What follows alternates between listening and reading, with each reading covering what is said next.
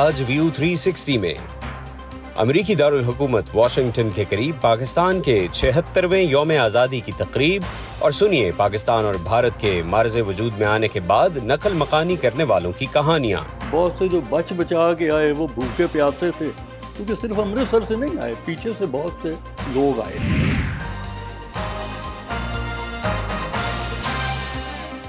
पाकिस्तान में और पाकिस्तान से बाहर हमारे सभी देखने वालों को हमारा सलाम। आज मैं वॉइस ऑफ अमेरिका के वाशिंगटन स्टूडियोज से नहीं बल्कि अमरीकी दारुल हुकूमत वाशिंगटन के करीब बुल रन पार्क से ये प्रोग्राम आपके लिए लेके आ रहा हूँ, जहाँ पर आज पाकिस्तान के 76वें यौम आज़ादी के सिलसिले में एक मेले का इनेकाद किया गया है।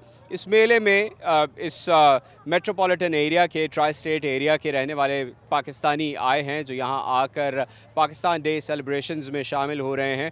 यहाँ पर पाकिस्तान की दस्तकारियाँ देखने को मिल रही हैं, पाकिस्तान का फूड देखने को मिल रहा है, पाकिस्तान के लोग देखने को मिल रहे हैं और ये सब कुछ मिलकर एक मिनी पाकिस्तान का मंजर पेश कर रहा है। इसके साथ साथ यहाँ पर कुछ परफॉर्मेंसेस भी शुरू हो चुकी हैं, लेकिन जो इस इवेंट का जो बेहतरीन कह लीजिए मरहला होता है वो होते हैं पाकिस्तानी सिंगर्स जो पाकिस्तान से ख़ास तौर पर परफॉर्म करने के लिए यहाँ आते हैं। तो आज के प्रोग्राम में हम आपको इस मेले के मनाजिर दिखाएंगे और साथ ही कुछ रिपोर्ट्स भी आपके लिए, स्पेशल रिपोर्ट्स हम लेकर आए हैं जो पेश करेंगे। लेकिन पहले चलते हैं और यहाँ कुछ लोगों से बात करते हैं कि उनको आज यहाँ आकर कैसा लग रहा है।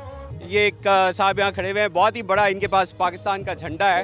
पहले इनसे बात कर लेते हैं। अस्सलाम वालेकुम। जी वालेकुम अस्सलाम। नाम क्या है आपका? सलीम महमूद, सियालकोट से हूँ मैं। तो ये बड़ा स्पेशल झंडा लेके आया था मैं 3 साल पहले, तो अल्लाह का शुक्र है हर तकरीब में होता है ये, तो बड़ी खुशी की बात है। ये सेलिब्रेशन 14 अगस्त की पिछले तकरीबन 35 साल से मनाए रहे हैं। हमें बहुत खुशी है कि आज हम अपने बहन भाइयों के साथ मिलकर वर्जीनिया स्टेट में यौम आज़ादी मना रहे हैं और आप देख सकते हैं इस वक्त बहुत भीड़ है और हम सब बहुत खुश हैं। पाकिस्तान जिंदाबाद। बहुत अपना सा लगता है कि कभी पूरे साल में एक दिन तो ऐसा आता है ना, अपने पुराने दोस्त मिल जाते हैं, लोग चीज़ें मिल जाती हैं, बहुत अच्छा लगता है। ये इस चीज़ को ज़ाहिर करती है कि लोगों में इतना अरसा रहने के बाद भी पाकिस्तान के लिए कितनी मोहब्बत है, कितना जज्बा है। तो ये देख के बहुत खुशी होती है कि कम से कम किसी मौके के ऊपर हम एज अ पाकिस्तानी जब वो इकट्ठे हो जाते हैं। यहाँ हर साल हम लोग 14 अगस्त मनाते हैं और हमें बहुत अच्छा लगता है। हमारी कम्युनिटी के सारे मेंबर्स आते हैं, हम सब सेलिब्रेट करते हैं। हम अपने मुल्क को मुत्तहिद और आगे बढ़ता हुआ देखना चाहते हैं, इसलिए हम सब यहाँ आके उसका नुमाइंदगी करते हैं कि हम अपने मुल्क से प्यार करते हैं और हम आज भी उसके साथ हैं। यहाँ हमें एक माहौल मिलता है जिसमें हम आपस में मिलजुल के बैठते हैं, अपने कौमी नगमे गाते हैं और हम फील करते हैं कि हमारा मुल्क आज भी हम उसके साथ हैं और हम जिंदा कौम है। सर माशाल्लाह दिस इज़ ब्यूटीफुल। ये बड़ा अच्छा ओकेजन है and everybody is together, you know, मुख्तलिफ डाइवर्स लोग हर सूबे हर जगह से, यू नो, पाकिस्तान को सारा, यू नो, रिप्रेजेंट कर रहे हैं। This is very nice. I just wish this times could have been better, you know, ये ज़्यादा अच्छे होते। कोई हम लोग अगर आज सेलिब्रेट कर रहे थे, हम लोग ज़्यादा खुशी से सेलिब्रेट करते अगर कोई थोड़ा बहुत ख्याल हमारी सिविल लिबर्टीज़ का, you know, freedom of speech और हमारे, यू नो, इंसानी हकूक़ का थोड़ा सा ख्याल कर लिया जाता। अल्लाह करेगा sanity will prevail, you know, मायूस नहीं होना चाहिए, लेकिन hope for the better, you know, अल्लाह करे कि पाकिस्तान जिस मकसद के लिए बना था अल्लाह ताला उस पर हमें चलने की तौफीक दे और पाकिस्तान को मज़ीद मजबूत करे। I love पाकिस्तान, पाकिस्तान जिंदाबाद। हमारे बड़ों ने जो कुर्बानियाँ दी हैं तो हम अपने औलाद को भी कहें कि पाकिस्तान है तो हम हैं, पाकिस्तान नहीं तो कुछ भी नहीं। पार्टी से बालातर हो के पाकिस्तान के झंडे की अहमियत को ज़ोर दो। बहुत पुरजोश हैं और इस किस्म की सेलिब्रेशन हमें बहुत मज़ा देती है। सब लोग यहाँ पे इकट्ठे होते हैं और हम अपनी इंडिपेंडेंस को एंजॉय करते हैं, तो रियली हैप्पी, एक्साइटेड। ये मेरे लिए एक एज़ाज़ की बात है कि मैं इस वक्त इस मुल्क से कितना दूर हूँ और यहाँ पे जिस तरह हम सेलिब्रेट कर रहे हैं, मुझे कहीं से भी ऐसा महसूस नहीं हो रहा कि शायद मैं मुल्क से बाहर हूँ। वही रंग, वही जज्बा, वही कलर। और मैं इनफैक्ट यहाँ पे टोरंटो से ऑल अराउंड 8 घंटे सिर्फ इस फेस्टिवल को सेलिब्रेट करने और इस पार्ट में इन्वॉल्व होने के लिए आए हूँ। जी, पाकिस्तान इंडिपेंडेंस डे मेले में आपने लोगों की बातचीत देखी। अब थोड़ा सा आपको माजी में लेके चलते हैं। 1947 में जब पाकिस्तान मारज़ वजूद में आया तो भारत से बहुत से मुसलमान हिजरत करके पाकिस्तान आए और पाकिस्तान से बहुत से हिंदू और सिख मज़हब के मानने वालों ने भारत की तरफ नकल मकानी की। लेकिन पाकिस्तान में कुछ ख़ास तौर पर हिंदू ख़ानदान ऐसे थे जो कि पाकिस्तान छोड़कर नहीं गए।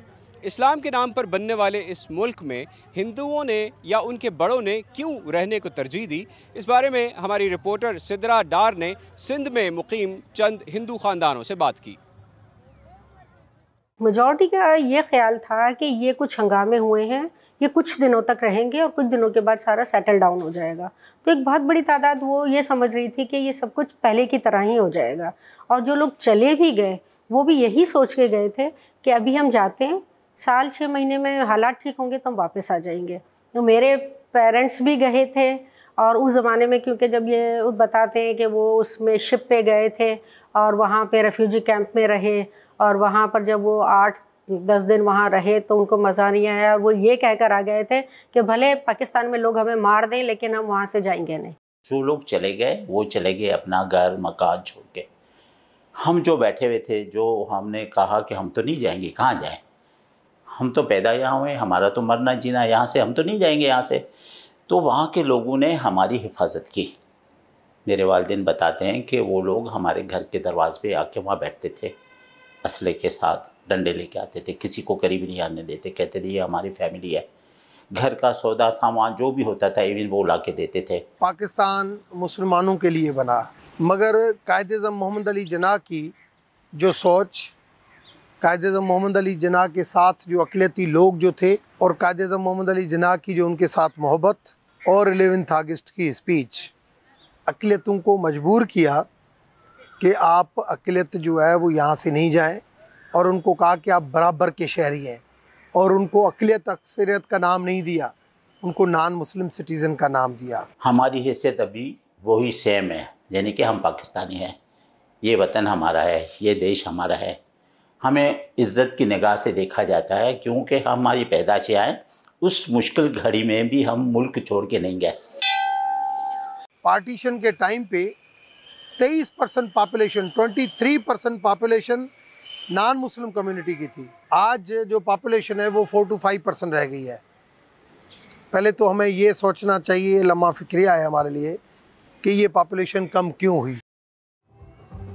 भारत से पाकिस्तान आने वालों की हिजरत या नकल मकानी की कहानियाँ तो आपने पढ़ी होंगी, रेडियो और टेलीविज़न पर देखी और सुनी होंगी, आपने बुज़ुर्गों से सुनी होंगी। लेकिन बहुत से ऐसे लोग जो पाकिस्तान से हिजरत करके भारत गए, उनकी भी कहानियाँ हम आज आपके लिए लेकर आए हैं। हमारे रिपोर्टर सुहेल अख्तर कासमी ने कुछ ऐसे लोगों से बात की जिनके ख़ानदान लाहौर से मुंतकिल होकर भारत गए। आइए देखते हैं इस रिपोर्ट में। पार्टीशन की मैं बताऊं उस वक्त तकरीबन 7.25 साल का था। मेरा जो बर्थ हुआ है 1939 सितंबर में हुआ और हम लोग 22 जून को हमने तैयारी कर ली कि हमने अब माइग्रेट करना है, शिफ्ट करना है। मेरे फादर का नाम सतपाल अरोड़ा है, जो सन 35 में पैदा हुए थे लाहौर में। वहीं पढ़े लिखे और सन 47 में 15 अगस्त के पार्टीशन से करीब 3 दिन या 4 दिन पहले ही दिल्ली आए थे और उसके बाद दिल्ली ही रहे। मेरे जो नाना का घर था वो दिल्ली दरवाजे में था, हम जो हैं शालमी दरवाजे के थे और आसपास के 12-13 दरवाजे हैं, वो सारे इंटरकनेक्टेड थे, तो इंटरकनेक्टेड ही लाइफ थी वहाँ पर। अब इनको दोनों फैमिलीज़ को, जैसे बाकी हज़ारों लाखों फैमिलीज़ को ये लगा जब पार्टीशन अनाउंस हुआ कि ये तो सिर्फ बातें हैं, फाइनली पार्टीशन होगा नहीं और जो जहाँ है वो मतलब वहीं रहेगा। और ऐसा कुछ नहीं होगा कि इधर एक अलग मुल्क बन जाएगा पाकिस्तान और उधर एक अलग मुल्क बन जाएगा जो ऑलरेडी था हिंदुस्तान। ये इन लोगों के मतलब दूर दूर के ड्रीम्स में भी नहीं था, डिनाइल में थे ये लोग। मेरे पिताजी जो थे था वो प्रो गांधी प्रो नेहरू थे, खद्दर के कपड़े पहनते थे, तो उन्होंने कहा वो यहाँ रहने का फ़ायदा कोई नहीं है, अभी हम चलते हैं। उससे पहले मई के महीने में जब तक ये फैसले नहीं हुए थे, हम सिर्फ ऐसे टॉस किया करते थे, ऐसे सिक्के के साथ, या पर्चियाँ डालते थे कि कहाँ जाना है। जाना तो है, गर्मियाँ आ गई हैं, गर्मी की छुट्टी में लाहौरी आमतौर पे कोई मसूरी आता था, कोई सोलन आता था, कोई दिल्ली जाएंगे, कोई अमृतसर जाएंगे, बच्चे आपस में खेलते रहते थे। लेकिन वो अल्टीमेटली फादर ने डिसाइड किया कि हम जो है अमृतसर जाएंगे। होशियारपुर में, मेन हार्ट ऑफ होशियारपुर में कनक मंडी है, उसके पास एक धर्मशाला थी, सुदानी धर्मशाला, सूदों की धर्मशाला। उसमें 32 कमरे थे, वो सारे कमरे खुलवा दिए, ये आप यहाँ रहो। कितना कंफर्टेबल है, कोई मारकाट नहीं, कुछ लेना नहीं देना, वहाँ भी हमारा कुछ नहीं बिगड़ा। तो हमने वहाँ गए, अब जाते ही मतलब दोपहर हो गई, नहा धो के तैयार हो गए, वहाँ अंदर कुआं था, वहाँ नहाए, और सामने एक ढाबा था, शर्मा जी का ढाबा, बहुत चलता था, बहुत चलता था, ताज़ा खाना, सब जो उसमें घुस के खाना खाए, फिर रात का खाना खाए, फिर अगले दिन सुबह का खाना खाया, फिर सब ने अपनी अपनी अंगीठियाँ खरीद ली और फिर अपना अपना खाना बनाना शुरू कर दिया। मेरी माँ को, उन्होंने कभी लाहौर इतना मिस नहीं किया या पाकिस्तान जाने की इतनी इच्छा उनकी स्ट्रॉन्ग कभी नहीं थी जितनी मेरे पिताजी की थी। फादर से बात करके तो ऐसे लगता था कि जैसे कुछ खजाना सा छूट गया है पीछे, और शायद वो अभी भी वहां पड़ा होगा जिसको जाके लाया जा सकता है। पूरे बचपन में हमने सुना कि मुझे लाहौर जाना है, मुझे लाहौर जाना है, मुझे लाहौर जाना है। 1999 के अंदर हमारे पिताजी को पहला हार्ट अटैक हुआ।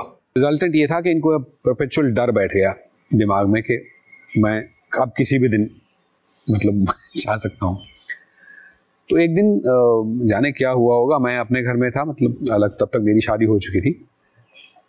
तो रात को इनका फ़ोन आया, तो अचानक एक बोले कि यार मेरा हज करा दे। मतलब जब पहली बार उन्होंने बोला तो मुझे तो समझ ही नहीं आया, तब एक्चुअली मुझे लफ्ज़ भी नहीं समझ में आया कि इन्होंने कहा क्या है। मैंने कहा क्या कहा आपने? देन ही रिपीटेड अगेन, यार मेरा हज करा दे। मैंने पूछा, मैंने कहा मतलब कहना क्या चाह रहे हैं? सर मैं लाहौर जाना चाहता, मुझे लाहौर ले चल। बड़ी पीसफुल लाइफ थी, बड़ी कंफर्टेबल लाइफ थी, एंजॉय कर रहे थे लोग। शादियाँ, फंक्शन, पढ़ाई लिखाई, व्यापार, किसी चीज़ में कहीं खलल नहीं था, कोई खलल नहीं था, मतलब 46 से पहले। तो वो यादें तो बड़ी प्लेजेंट यादें थी। दिलों में कोई खटास नहीं थी, कोई ये नहीं था, कोई प्रेजुडिस नहीं था। सिर्फ एक पर्टिकुलर क्लास को ये महसूस होता है कि हम जो हैं कंफर्टेबल नहीं हैं मुस्लिम के साथ, हम जो हैं इनके अंदर हम जो गुलाम रहे, कहाँ गुलाम रहे। तब हाँ, पाकिस्तान एयरवेज का जहाज़ चलते थे, इंडियन एयरलाइंस नहीं चल रही थी तब, पर पाकिस्तानी एयरलाइंस चल रही थी। वी वर लकी, तो हमने मतलब जहाज़ की टिकट ली और मतलब पहुंच गए। जो टाइम हमने लाहौर में बिताया तो हमारे लिए तो वो मतलब पूरी जश्न था, वो एक मतलब अय्याशी थी। मेरा दोस्तों ने खूब घुमाया, पर जो मकसद था वहाँ जाने का वो था कि इन दोनों के घर ढूंढने थे। हमारी माँ का घर तो जाते ही तीसरे दिन या दूसरे दिन हमें मिल गया। हमारे अब्बू को याद नहीं आया, पिताजी को, कि कौन सी जगह थी, कौन सा मोहल्ला था। वो धीरे धीरे करके फाइनली उनका घर भी मिल गया। हमारे फादर तो इतने ज़्यादा एक्साइटेड थे कि वो जैसे ही उन्होंने घर ढूंढा, वो भागते भागते सीढ़ियाँ ऊपर फर्स्ट फ्लोर पे गए, और जो वहाँ पे मकान मालिक, जो आजकल जो लोग वहाँ रहते हैं, उनसे पूछने लगे घुसते ही बाएं हाथ पे कि यहाँ पहले खिड़की होती थी, वो कहाँ गई। और एक बड़ी एम्बैरेसिंग बात की जो मुझे, जिसको मैं बताना नहीं भूलता हूँ। कमरे में वापस आए बालकनी से होके, तो वो जो साहब वहाँ रहते थे उनसे पूछते हैं, उनको बताते कहते हैं कि हम यहाँ एक सोफ़ा छोड़ गए थे, वो कहाँ है। 1947 में तकसीम हिंद के बाद किस तरह भारत से पाकिस्तान आने वालों के काफ़िले आगो खून के दरिया से गुजर कर यहाँ तक पहुँचे, ये कहानियाँ और ये यादें आज भी बहुत से लोगों के जहनों में ताज़ा हैं। हमारे नुमाइंदे नवीद नसीम ने ऐसे ही कुछ ख़ानदानों से बात की जो 1947 में हिजरत करके भारत से पाकिस्तान आए थे। 14 अगस्त सन 1947 को पाकिस्तान वजूद में आ गया। हमने ये नहीं सोचा था, कम से कम मैंने तो नहीं सोचा था कि हम पाकिस्तान जाएंगे या नहीं जाएंगे, मगर हाँ ये बहुत एक तमन्ना थी कि पाकिस्तान बन जाए तो हम पाकिस्तान जाएं। उसमें सबसे बड़ी गड़बड़ ये थी कि सरहदें डिमार्केशन नहीं हुई थी, ये तय नहीं हुआ था कि कौन सा इलाका किस मुल्क में जाएगा। एक स्पॉन्टेनियस फैक्टर था कि जैसा ये ऐलान होगा हम चले जाएंगे। यहाँ तैयारी हो नहीं सकती थी क्योंकि हमें बिल्कुल ये पता नहीं था कि हम पर कल हमला हो जाएगा या परसों हो जाएगा, तो हम साथ कुछ ले जा सकेंगे या नहीं ले जा सकेंगे। मेरी वालदा और बाकी भाई बहन सहारनपुर में ननिहाल गए हुए थे, उनको लेने के लिए वो सहारनपुर गए और वहाँ से उनको लेके वो अलीगढ़ रात के 2 बजे पहुँचे और वहाँ 2 बजे मुझे उठा कर उन्होंने कहा कि हमें फ़ौरन अभी जाना है आगरा और आगरा से फिर पाकिस्तान जाना है। अमृतसर में एक बहुत बड़ा मुसलमानों का मोहल्ला था, उसको शरीफपुरा कहते थे। तो शरीफपुरा के पीछे ट्रेन ट्रैक है, गाड़ी वहाँ आके रुक जाती थी, वो बिल्कुल भर जाती थी, छतें तक पुर हो जाती थी और लोग उनमें बैठ के डिब्बों में दम घुटता था और वो ट्रेन चल पड़ती थी और लाहौर वाघा आकर रुक जाती थी। हम आना तो हमारा हवाई जहाज़ से था कि हमारे लिए एक चार्टर्ड प्लेन यहाँ से गया था हमें लेके आने के लिए, लेकिन वो हमारे नहीं आने दिया गया हवाई जहाज़ से। फिर हम बाई ट्रेन आए थे। हमारे सामने तो कत्ल नहीं हुई, लेकिन हमने अटारी के पास लाशें पड़ी हुई दोनों ट्रेन के ट्रैक के दोनों तरफ बहुत से मर्दों ख़वातीन की लाशें पड़ी हुई देखी हमने। तो हमारी ट्रेन भी क्योंकि मिलिट्री स्पेशल थी, इसलिए जहाँ वो रुकती थी स्टेशन पे, वहाँ फ़ौजी उतर के असलहा लेके दोनों तरफ पहरा देते थे। वाकई में ये मंजर था कि बहुत सी गाड़ियाँ पहले आई हुई थी, उसमें बहुत से लोग मर चुके थे, बहुत से ज़ख्मी थे, बहुत से जो बच बचा के आए वो भूखे प्यासे थे, क्योंकि सिर्फ अमृतसर से नहीं आए, पीछे से बहुत से लोग आए थे।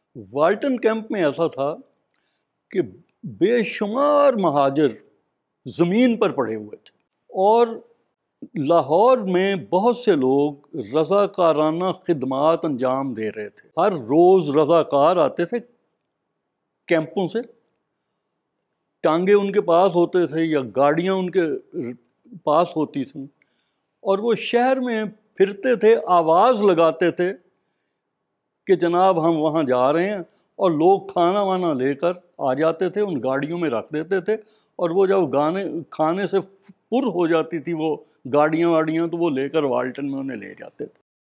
हम लोग चले गए थे कैम्बरपुर अटक पप्पा के यहाँ, वहाँ हम लोग बच्चों को सबको छोड़ के हमारे वाइफ फिर लाहौर आए और उनका इरादा था कराची जाने का कायद आज़म से मिलने के लिए, लेकिन यहाँ सेक्रेटरी सिविल सेक्रेटरीट में जो गए तो वहाँ चीफ सेक्रेटरी से उनकी मुलाकात हुई।